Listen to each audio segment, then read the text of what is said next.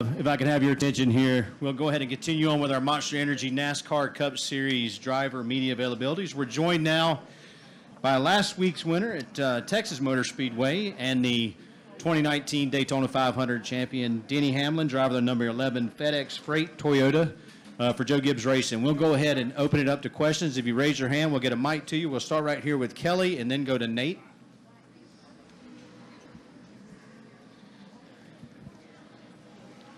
Kelly Crandall, Racer.com. Denny, so after last week you said you're very optimistic about where this team could be in 2 months because you guys haven't really hit your potential. So do you have a benchmark of what you would like to be doing or how you'd like to be performing in 2 months? Have you thought about that? Yeah, I mean, there's we have goals, for the regular season, personal goals that I have for the regular season that kind of can make your playoffs run much easier, much better.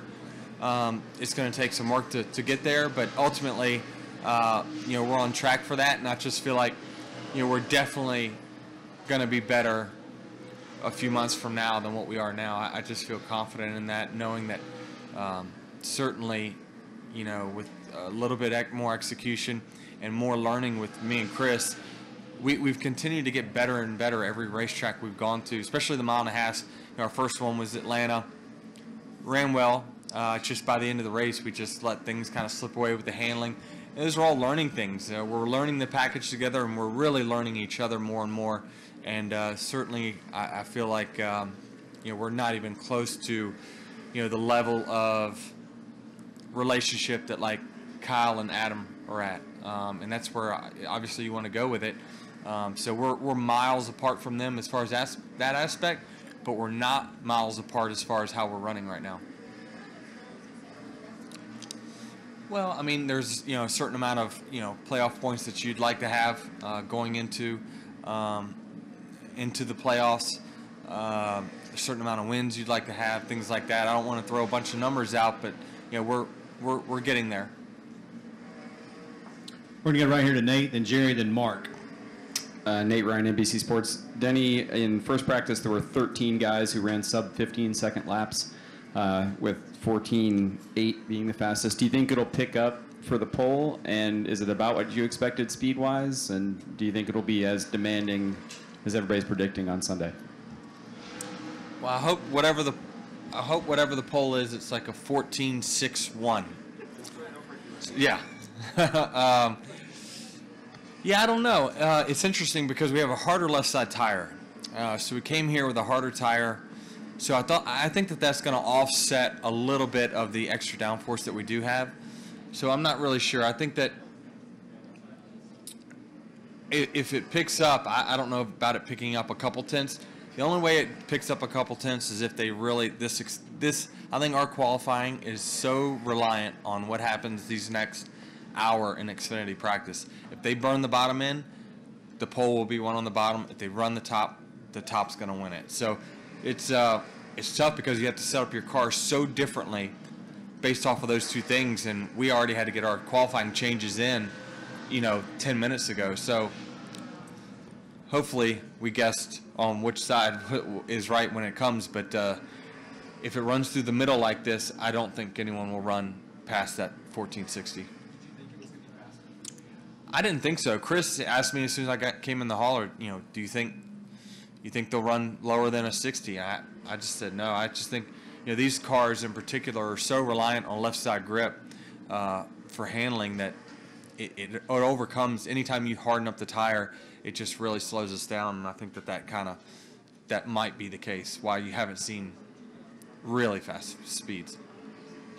We'll go here to the left to Jerry and then to Mark. Jerry Jordan, Kick'emTires.net. Heading into the season, there was a lot of talk about Denny Hamlin's on the hot seat this year. Then you go out and win the Daytona 500. And then you come last week and show the heart to come from 2 penalties and win the race. Where's your status for you, your comfort level in your season and going forward? Well, who says I'm on a hot seat? Like, what do they know that I don't? Like, that's what I don't understand. Like, y'all don't know my relationship with my sponsor or the team or anything. It's just someone looking to say something. That's about it. So I know that what I'm capable of. I know that I've got a great relationship with the people that I've been partners with now for a really long time. So, I don't know. It's just sometimes you just have off seasons and things just don't happen for whatever reason. And the sport's greatest drivers have had those seasons before, but I never really let my confidence get down in the whole thing. I just have been patient and waiting on it to kind of turn. And I think that, Chris has come in with a little bit different philosophy on, how we do things. And I think that it's certainly, forcing me to change a few things in the way that I do things. And I think that, some of those have been a positive thing for me. So I've never once thought that someone could go out there and do a better job that I could in my own car. So we're obviously turning the corner this year. We have a good start. It is still very early, so you can't just say everything's great. Certainly last week was an evidence of that. We won the race, but we had some shortfalls in the middle of that race that we're still trying to work through, and that's why I'm confident that if we can still have those kind of results with those kind of shortfalls, that we're a team that can battle back. And once we do have clean races, we're going to have dominant races, and that's what I really want. We'll go here to the far right to Mark, then to Lee and Ben. Mark Garrow, PRN. Denny, just looking ahead to Richmond next week, 3 wins there. Basically, in the last, 5 races, you've almost been an automatic top 5. Confidence level to win there again, and what's it mean to you to be at what track? I'm sorry. Richmond. Yeah. And what it means to you to be successful at Richmond. Yeah, I love the racetrack. It's just because I've watched so many laps around that track. It's just a track that I know what I'm looking for when I get there. Certainly, last year was a little tough in the playoff race, not running well, and that probably was the spiral that ended everything. But yeah, it's just a track that I go there confident in. I know exactly what I need. It doesn't mean I always get it, but when it's right, we can really, really be on at that particular racetrack. It's always rewarded my driving style no matter what. And so when we hit it there, we can really do crazy good things. So like I say, it's literally tied with Martinsville with like my favorite racetrack, simply because it's a track that I believe the driver can really make big differences. Yeah, I was really surprised, and the reason that we were surprised the way we struggled there in the fall was that we went there and tested, and I can tell you, leaving that test, I was not confident at all, and that we were going to run good. I didn't feel it. Our test, it was just one of those tests where it just didn't feel good leaving there, and when we got there for the race, it just wasn't good as well, and so it was tough to take that race because it's one that all the pre-race hype goes to you, and that you're most likely not going to live up to that. So that part stinks. So hopefully we're with kind of how we're doing this season, this rules package, whatever it might be, it seems like we've gone everywhere and had speed. So I would suspect next week would be no different. We'll go right up front here to Lee and then Ben. Lee Spencer, RacingVoice.com. What is it about Gabe Hart? Because over here. I don't know where here is. Sorry. Oh, sorry. No, it's all right. What is it about Gabe Hart? I mean, he seems to be intense. Mike Ford was intense. I mean, you've gone through, a bunch of crew chiefs. Mm-hmm. What is it about him that's going to make the difference? Because you haven't been to the championship 4 since 2014, and clearly that's the goal. Because right. To win the championship, you got to get to Homestead.